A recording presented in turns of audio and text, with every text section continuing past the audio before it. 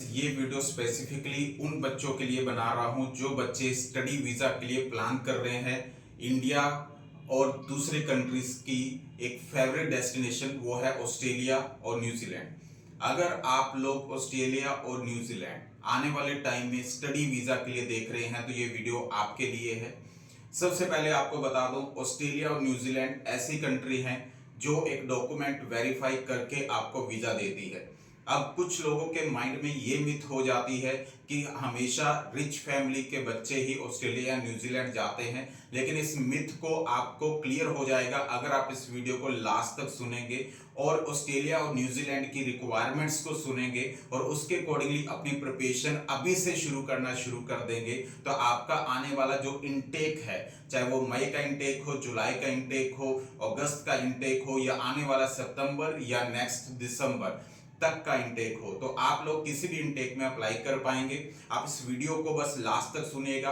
देखिए, सबसे पहले मैं बात करता हूं ऑस्ट्रेलिया और न्यूजीलैंड हाई कमीशन और यूनिवर्सिटीज। दो फैक्टर्स होते हैं। पहला फैक्टर एक स्टूडेंट के एकेडमिक बैकग्राउंड, दूसरा फैक्टर उसके पेरेंट्स का फाइनेंशियल स्टेटस। अब ये फाइनेंशियल स्टेटस में क्या क्या आता है मैं वो भी बताऊंगा और स्टूडेंट के एकेडमिक बैकग्राउंड में क्या आता है वो भी बताऊंगा। अब सबसे पहले मैं स्टूडेंट से शुरू करता हूं। अब स्टूडेंट एकेडमिकली स्ट्रांग होना चाहिए, यानी कि जो रिक्वायरमेंट रहती है स्पेशली यूनिवर्सिटीज की वो रहती है कि एकेडमिकली जब बच्चे ने प्लस टू करी है या ग्रेजुएशन करी है तो उसके 60 परसेंटाइल से ऊपर के मार्क्स उसके हों तो उसको वो वीजा देना चाहते हैं। सेकेंडली वो स्टूडेंट से देखते हैं कि इंग्लिश प्रोफिशिएंसी टेस्ट, और वो टेस्ट में आपका PTE Pearson test of English या आइल्स इस तरह के टेस्ट आते हैं जिनकी requirement 6 not less than 6 for senior secondary education, graduation के लिए 6.5 नॉट लेस देन 6 ये रिक्वायरमेंट रहती है। पीटीई करते हैं तो आप लोग 60 के स्कोर को टारगेट कीजिए, इससे अच्छा होता है कि अगर आप अबव मेहनत करें तो स्टूडेंट का जस्ट इतना रोल होता है एकेडमिकली स्ट्रांग हो और साथ में इंग्लिश का टेस्ट वो क्लियर करे। ये है स्टूडेंट का साइड। अब पेरेंट्स की बात करते हैं। पेरेंट्स में क्या होता है, उनका इनकम स्टेटस देखा जाता है। अब इनकम स्टेटस यहां पर हर एक पर्सन का होता है, तो वो इनकम स्टेटस चाहे आपकी किसी दुकान से इनकम का हो, चाहे आपका खेती बाड़ी से इनकम का हो, चाहे बिजनेस से इनकम का हो, यानी कि आपके पेरेंट्स जो इनकम कर रहे हैं वो कहां से आ रही है इसका एक सोर्स हमें प्रूफ करना होता है। और आपके पेरेंट्स कोई ना कोई सोर्स से तो इनकम करते हैं, बस होता है कि आप उस इनकम को मेंटेन करके रख लें तो आने वाला टाइम आपका ऑस्ट्रेलिया और न्यूजीलैंड का हो सकता है। अब फाइनेंशियल्स क्या होते हैं? फाइनेंशियल्स में देखिए, नंबर 1 सेविंग होती है। सेविंग 3 to 6 मंथ्स तक की सेविंग फॉर ऑस्ट्रेलिया देखी जाती है। न्यूजीलैंड के लिए एग्जैक्ट 6 मंथ्स का पीरियड देखा जाता है। 3 to 4 मंथ्स की अगर आप सेविंग को मेंटेन कर लें तो वो सेविंग का पोर्शन क्लियर हो जाता है। अब कितनी सेविंग होनी चाहिए, देखिए आप जिस भी यूनिवर्सिटी में अप्लाई कर रहे हैं, अगर आप थोड़े से भी एजुकेटेड हैं, आप थोड़ा सा भी नेट की नॉलेज जानते हैं, तब यूनिवर्सिटी डिसाइड करें, उसकी 1 साल की फीस को देखें, साथ में ऑस्ट्रेलिया का लिविंग एक्सपेंस देखें, रिटर्न एयर फेयर देखें, इनको ऐड कर दीजिए। वो टोटल सेविंग होगी जो आपको दिखानी होगी कि इतनी सेविंग है हमारे पास कि हम लोग स्टडी वीजा के लिए अप्लाई कर रहे हैं। इस सेविंग को आप लोग 3 to 6 मंथ्स के होमवर्क में अपने काम में यूज कर सकते हैं। अब दूसरी बात आती है, अब सेविंग तो है लेकिन इनकम का प्रूफ क्या है? इनकम के प्रूफ में देखा जाता है इनकम टैक्स रिटर्न। ऑस्ट्रेलिया जैसी कंट्री 2 से 3 साल की इनकम टैक्स रिटर्न मांगती है।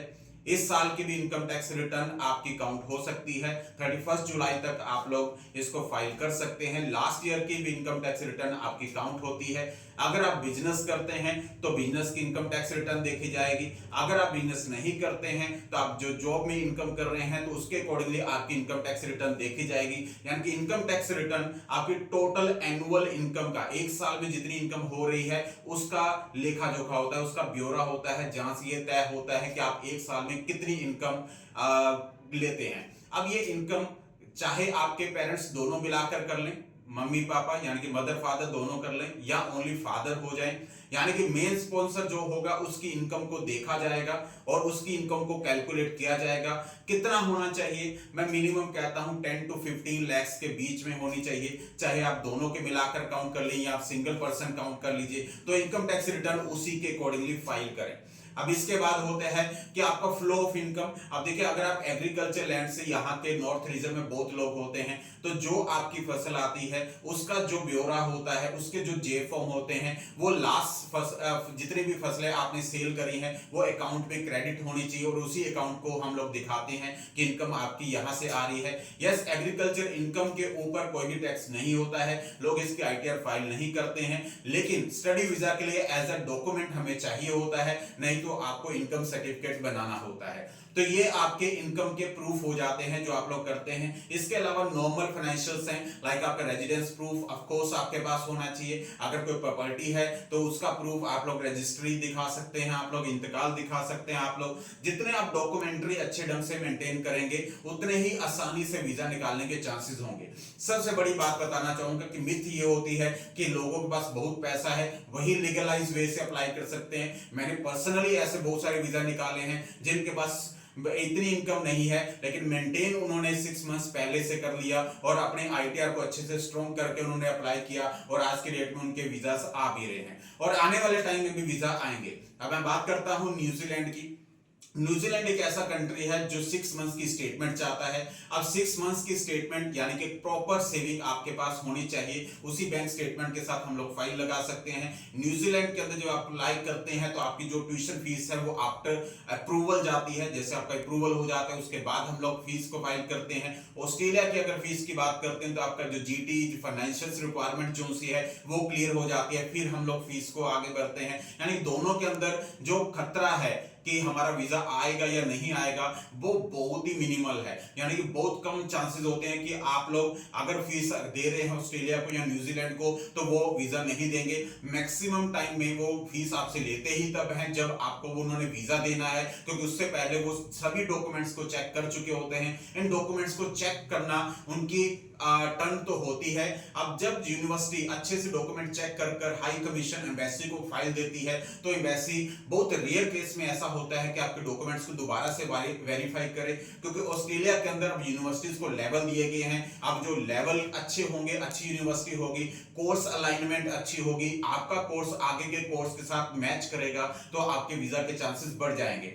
यानी कि इन सभी चीजों के लिए एक सोची समझी मैं ये बोलूंगा कि एक अच्छे ढंग से किया हुआ एक प्रक्रिया होती है, एक प्रोसेस होती है। अगर उस प्रोसेस को अच्छे से फॉलो किया जाए तो ऑस्ट्रेलिया और न्यूजीलैंड दोनों जो फेवरेट डेस्टिनेशन है, दोनों में से किसी भी कंट्री में आप लोग जा सकते हैं। बस मेहनत कर कर थोड़ा सा होमवर्क कर लीजिए, 6 मंथ्स के अंदर कर लीजिए। अगर आप लोग नहीं भी कर पाए 6 मंथ्स में, थोड़ा ज्यादा टाइम लग भी गया तो नेक्स्ट इनटेक में अप्लाई हो जाएगा। याद रखिए कि आपके किसी भी एजुकेशन के बाद आपका जो टाइम होता है 1 साल तक का, हम लोग उसको गैप में नहीं मानते हैं, हम लोग उसको जस्टिफाई कर सकते हैं। जैसे जैसे आप लोग आगे बढ़ते हैं तो उसके लिए एक गैप जस्टिफिकेशन चाहिए होता है कि आपको उस पीरियड में क्या करना होता है। अगर आप रेलेवेंट तरीके से और कम से कम खर्चे में आप लोग ऑस्ट्रेलिया में स्टडी करना चाहते हैं, न्यूजीलैंड में स्टडी करना चाहते हैं, तो टाइमली आकर कंसल्ट किया करें, टाइमली प्रिपरेशन करें। फिर देखिए जो सबसे सस्ते कंट्री हैं वो ऑस्ट्रेलिया और न्यूजीलैंड है, क्योंकि एक्सपेंस यहां ज्यादा नहीं लगने वाला है,